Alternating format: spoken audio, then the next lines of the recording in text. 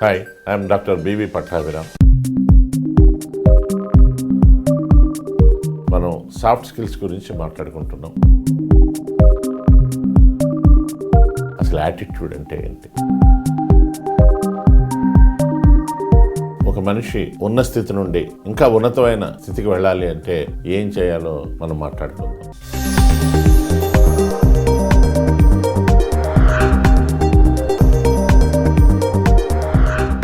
నమస్కారం.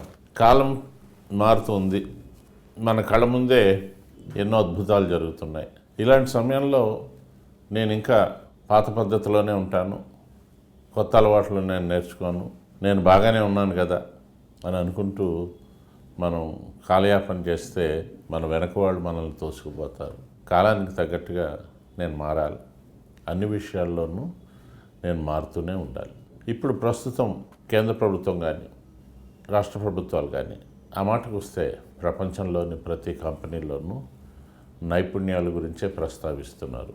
గతంలో మీ డిగ్రీలు, మీకున్న ఎక్స్పీరియన్స్ చూసేవారు. ఇప్పుడు అవేమీ కాదు. నువ్వు ఏ పని ఎంత సత్వరంగా, ఎంత సమర్థవంతంగా చేయగలవు అనే దాన్ని బట్టే మీ జీతాలు కూడా నిర్ణయించడం జరుగుతుంది. ఈ నైపుణ్యాలనే ఇప్పుడు సాఫ్ట్ స్కిల్స్ అంటున్నారు. సాఫ్ట్ స్కిల్స్ అంటే పైకి కనపడని నైపుణ్యాలు. ఒక ఎక్స్పీరియన్స్డ్ వర్కర్ ముందు కొత్తగా చేరిన ఇంజనీరు ఏమాత్రం కూడా సరితోగడు. ఎందుకంటే అతను ఎప్పటి నుంచో పనిచేస్తున్నాడు, అతనికి అనుభవం ఉంది. అతని నైపుణ్యం ముందు ఇతని పుస్తకాల నాలెడ్జ్ పనిచేయదు. అందుకని మనం చదువుతో పాటు పుస్తకాలు ఇవన్నీ నేర్చుకుంటూ నైపుణ్యాలు నేర్చుకోవాలి. ఇది కేవలం ఉద్యోగం అనే కాదు, వ్యాపారం కావచ్చు, సమాజంలో కావచ్చు, ఏ రంగంలో మీరున్నా ఈ నైపుణ్యాలు నేర్చుకోవాలి. ఈ నైపుణ్యాలని సాఫ్ట్ స్కిల్స్ అంటారు. Soft skills. హార్డ్ స్కిల్స్ అంటే మనకున్న డిగ్రీలు, వ్యవహారాలు. సాఫ్ట్ స్కిల్స్ అంటే పైకి కనపడవు, you cannot see with a naked eye. వీటికి కూడా A to Z దాకా ఉంటాయి. బట్ ముఖ్యంగా మనం 7 నైపుణ్యాలని ఎక్కువ సాధన చేస్తూ ఉండాలి. వాటినే ABCDEFG అంటాం. ఏ అంటే యాటిట్యూడ్ చేంజ్, అంటే మీ యొక్క వైఖరిని ఎప్పటికప్పుడు మార్చుకుంటూ ఉండాలి. బి అంటే బిహేవియర్ మాడిఫికేషన్. మీ ప్రవర్తనలో వయసును బట్టి, ఇప్పుడు బాల్యంలో ఒకలా ఉంటాం, యవ్వనంలో ఒకలా ఉంటాం, మధ్య వయసులో ఒకలా ఉంటాం, ఓల్డేజ్ వచ్చేసరికి ఒకలా ఉంటాం. దానికి తగ్గట్టుగా నా బిహేవియర్ కూడా మారుతూ ఉండాలి. సి అంటే క్రియేటివిటీ, అంటే సృజనాత్మకంగా నేను ఆలోచించడం నేర్చుకోవాలి. గతంలో మాదిరిగా ఇది ఇలా చేస్తే అలా అవుతుంది అని కాదు, ఇలా చేస్తే అలా కూడా అవ్వచ్చు, ఎంతగానో బాగా అలా చేయొచ్చు. ఇది క్రియేటివిటీ. ఒక కొత్త కోణంలో ఆలోచించే నైపుణ్యం ఇప్పుడు సమాజానికి అవసరం.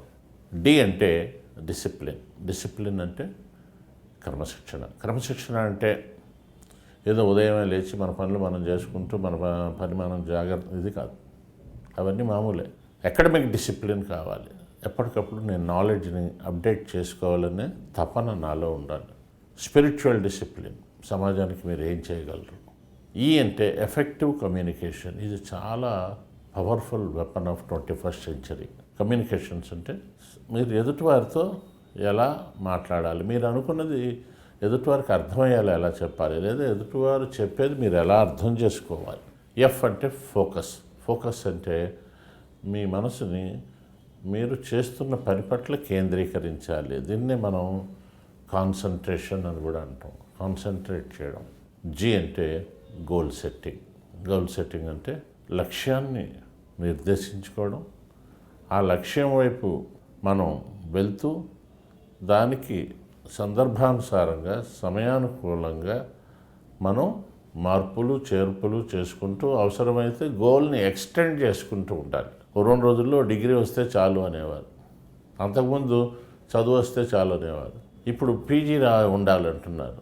లేదు మేనేజ్మెంట్ రంగంలో నీకు ఏదైనా ఉండాలి అంటారు, లేదంటే ఇంకోటి. ఇవి ఎక్స్టెండ్ చేసుకుంటూ ఉండాలి. 2 రోజుల్లో ఎవరైనా ఒక ఉద్యోగంలో చేరితే ఆ ఉద్యోగంలో రిటైర్ అయితే చాలు. స్కూల్ టీచర్గా చేరితే అది రిటైర్మెంటు. ఒక జమీందారు గారి దగ్గర పాలేరుగా చేరితే అలాగే రిటైర్ అయ్యేవాడు. తర్వాత అతని కొడుకు కూడా అదే వచ్చేది కాదండి. ఇప్పుడు you have to extend the goal.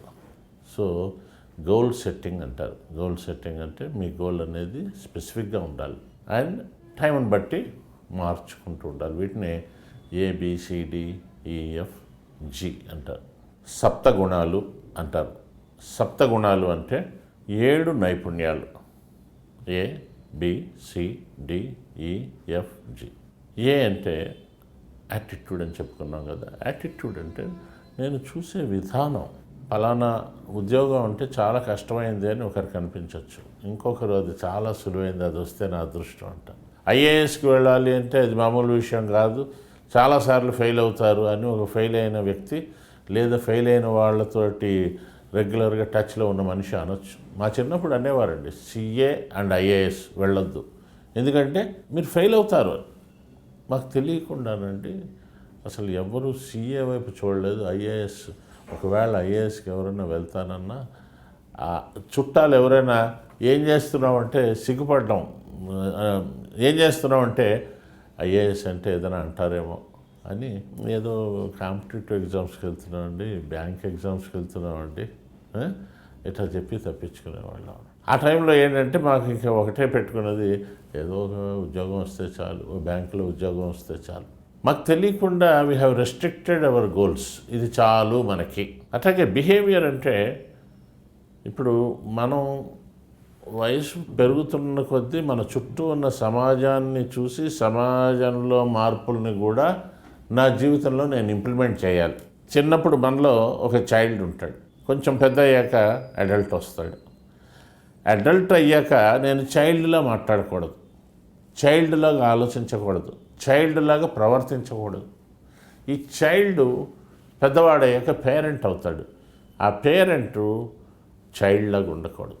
ఉదాహరణకి ఇప్పుడు నేను ఐఎమ్ ఏ పేరెంట్, ఓకే. నేను మా మనవాడితో మాట్లాడేటప్పుడు, వాడు చిన్నపిల్లవాడు, వాడితో మాట్లాడినప్పుడు నేను చైల్డ్ లాగా మాట్లాడతాను. ఆమె తిన్నావా, బాబా బసుకున్నావా.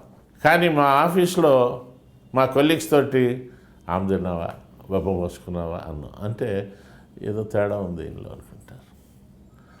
అంటే నా ప్రవర్తన నా వయసును బట్టి, నేను ఎదురుగుండా మాట్లాడే వాళ్ళని బట్టి ఉంటుంది. ఇప్పుడు నేను మా అబ్బాయితో మాట్లాడేటప్పుడు అతనితోటి ఒక పెద్దరికంతో మాట్లాడాలి, ఎందుకంటే అతను పెద్దవాడయ్యాడు. మా మనవాడితో మాట్లాడేటప్పుడు వేరేలా ఉంటాను.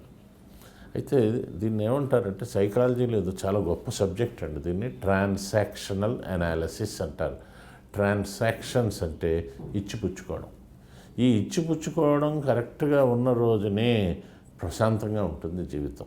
బాగున్నారా అండి అంటే బాగున్నాను అన్నాడు అనుకోండి, ఇది కాంప్లిమెంటరీ ట్రాన్సాక్షన్స్ అంటారు. కానీ కొంతమందికి వాళ్ళ వయసు మారుతున్న కొద్దీ మారడం తెలియక వాళ్ళు ఎప్పుడూ ఒకేలా మాట్లాడతారు.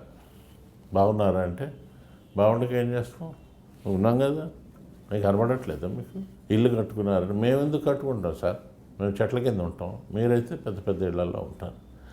అంటే వాళ్ళు ఇంకా చైల్డ్ ఉండిపోయాడు అనమాట. ఆ చైల్డ్ ఉండిపోయి ఎదుటివారు తనని పరిహాసం చేస్తున్నారు, వెటకారంగా మాట్లాడుతున్నారు అనుకుని అతను ఎప్పటికీ చైల్డ్గా ఉండిపోతాడు. అతనికి సమాజంలో అతని స్థాయి పెరగదు.